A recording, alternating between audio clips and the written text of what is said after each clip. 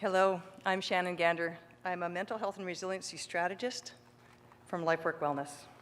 I want you to think of this basket as your container. We all have a container. And I want you to think of these apples as representing your resources or energy. And from the time we get up in the morning till the time we go to bed at night, we're burning up our resources, right? So maybe you get up in the morning and you have a dog to feed. And then maybe you have lunches to make. And maybe you have kids to get ready. And then you have to get yourself ready. And then you get to work, and that might be only 4 to 15 steps from our kitchen these days, right? Then you start returning email. And then you go to meetings. You see what's happening here, right?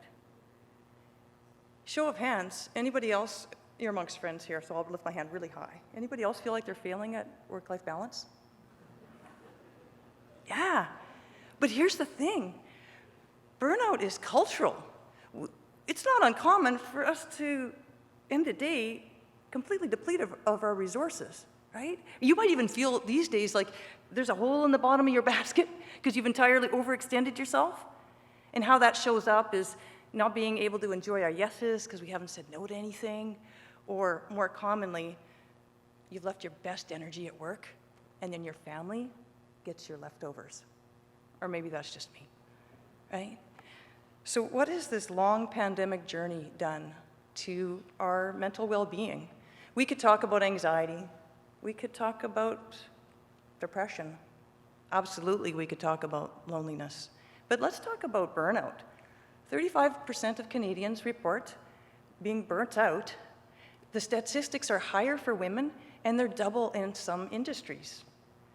And we know that burnout doesn't belong to the pandemic. Like, it came long before the coronavirus. But what this time has done is shine a light on this issue, because never before have our work and home lives been so closely blended. Is it just me, or has anybody else witnessed themselves walking around with their laptop to so many different areas in their home that there's nowhere sacred where you don't think about work? Oh, here's where I sit and think about work, and there's where I sit and think about work. And when I watch Netflix, I definitely sit and think about work. It makes me think of student days, you know, when you snacked while you studied. Then every time you opened your books to study, you're like, oh, I feel like something a little sweet. I feel like something a little salty, because those stimulus go so closely together. Let's look at how we've scheduled meetings during this time in remote work, right? If you were in the office, you would attend a meeting, the meeting would end, you may drop your water, so to speak, maybe fill your water, go on to the next meeting, or maybe back to your desk. In remote work, look what we've done, scheduled meetings back to back to back. In fact, often the meetings run overtime, right? As if we don't have any basic needs when we're working from home to take care of. Yeah, people have stopped taking breaks. They're eating over their laptops. Early pandemic days, people said, oh, I ate all my COVID snacks in the first 3 weeks. But fast forward, clients are saying to me, oh, I binged last night. And then I was looking back and realized I haven't eaten lunch all week, right? Does this sound familiar to anyone? You could put your hand up. Yeah. So what do we know? We know that people want flexible futures. They want to choose where they work. They want hybrid options. So for many organizations, the home office is here to stay. But that's not a bad thing. We just need to look at doing it differently. We need to look at doing it more sustainably. We also know that self-care is not a self-management issue alone. It is as systemic as it is cultural. And so what's next? If we're gonna go forward and thrive into the future in this office and how that looks, well, more organizations need to look at psychological health and safety in the workplace. There's information that exists with factors, and these factors are all researched on how to support employee mental health, how to protect it. So it's beyond workplace health and safety just being the tripping hazards and something not falling in on our heads.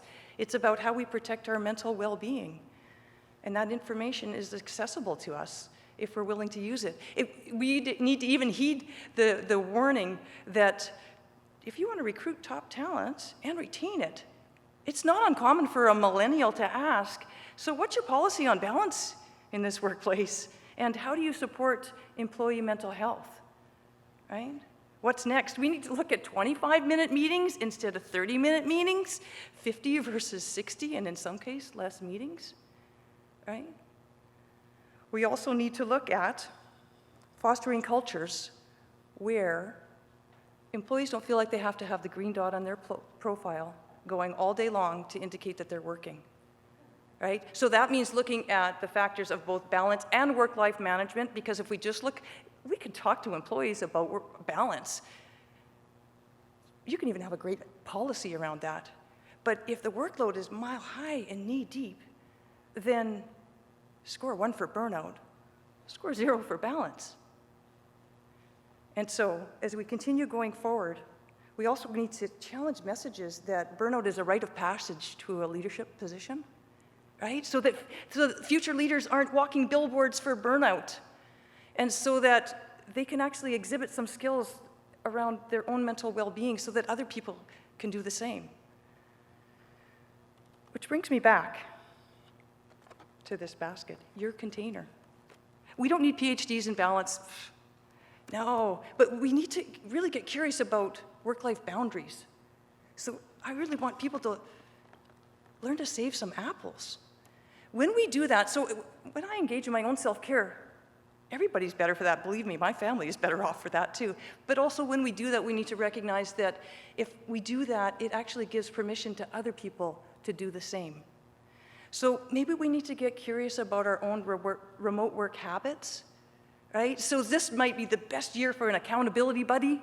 And having done years of couple therapy, I'm just gonna suggest maybe don't make that your partner. Have it be like a friend or a coworker.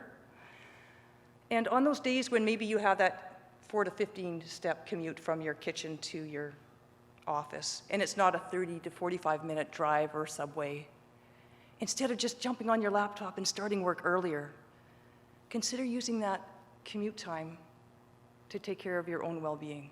That's like compound interest to our mental health bank. Thank you.